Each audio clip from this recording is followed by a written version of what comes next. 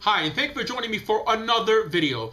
Boy, today we're going to talk about a topic that is not discussed much in detail, either because it's too spooky for some or too silly for others, but regardless, this belief strongly permeates Jewish life and rabbinic literature everywhere you look.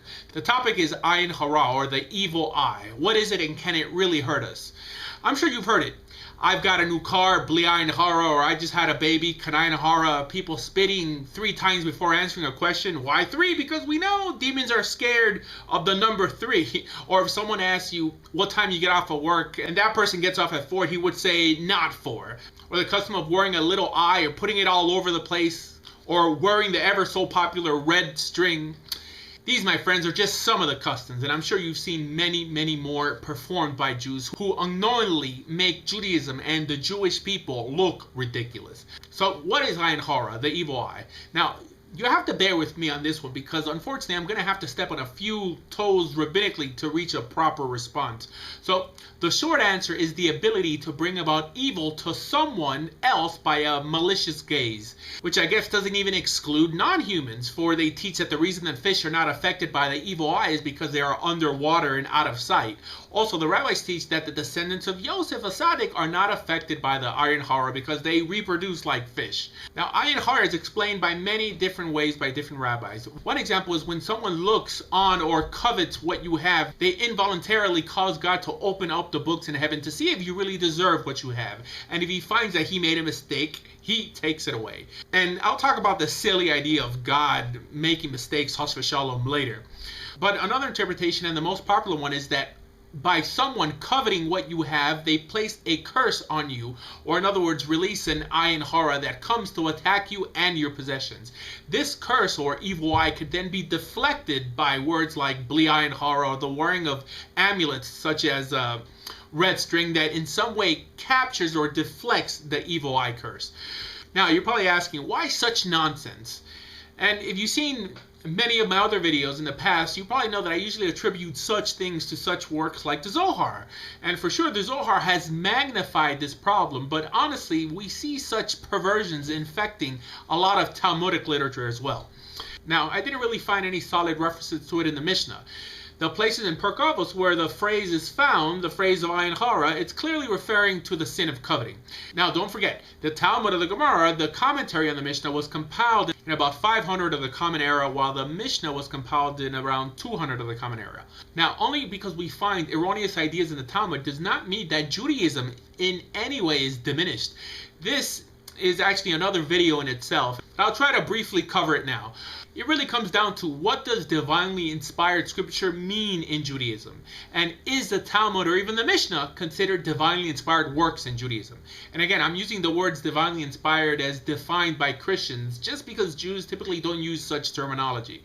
And the answer is no. The Gemara, the Mishnah in themselves are not considered divinely inspired scripture. You're thinking, doesn't some ideas contained within them derive from a divine source? Absolutely, and that is the major purpose for codifiers in Judaism. Works like the Mishnah or Torah, the Shulchan Aruch, that work to extract the applicable ideas of the Talmud, which also either derive from Har Sinai and are thus divine, and others that are just agreed upon by the rabbis to be practical and applicable. But ultimately, as long as we don't have Nevi'im, we won't have a 100% understanding of the full revelation received on Har Sinai. But the reason I have to make this clear is because Christians, in defense of the errors of their New Testament, point to the Talmud to try to belittle Judaism in some way. Again, the main difference is that Judaism has never held that the Talmud as a whole was a divinely inspired work, unlike what they claim for the New Testament, which they place on the same level as the Chumash. And that goes the same for the rabbis post the Talmud. Their words could contain divinely inspired ideas, but the words in themselves, or even the rabbis, are not divine or infallible. Now, how many times have I heard non-Jews say, well, we follow scripture and they follow the rabbis? It's clearly ignorance on their part. And again, the main reason this is so important here is because we have rabbinic literature containing perverted ideas such as Ayin HaRa, or the perversion of the concept, for we know that Ayin HaRa just refers to the sin of coveting. Now, the first problem we have with the modern day interpretation of Ayin HaRa is the idea that one can change or affect someone else's future by an unintentional act.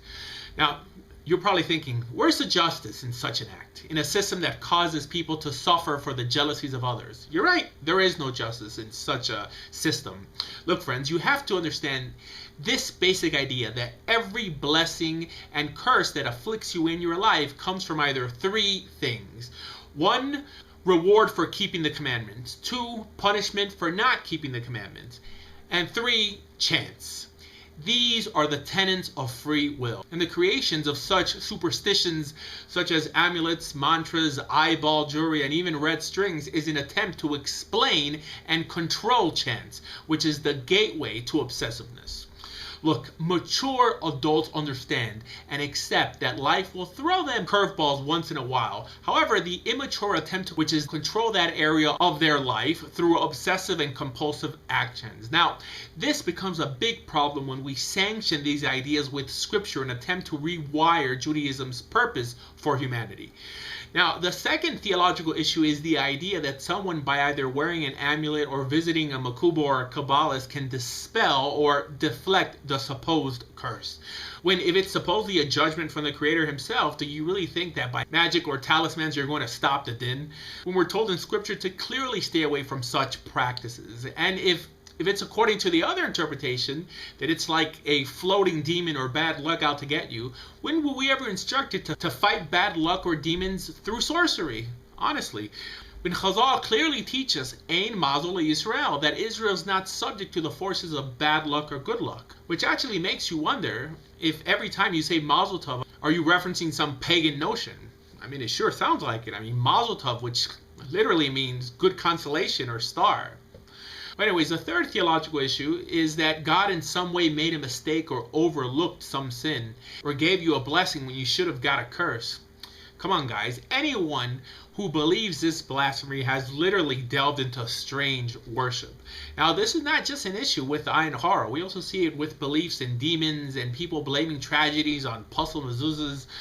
Honestly, does this sound in line with the narrative we've read in the Chumash? But anyways, friends, the fourth theological issue is that almost all other nations also believe in the Ayin HaRa. They believe in the evil eye.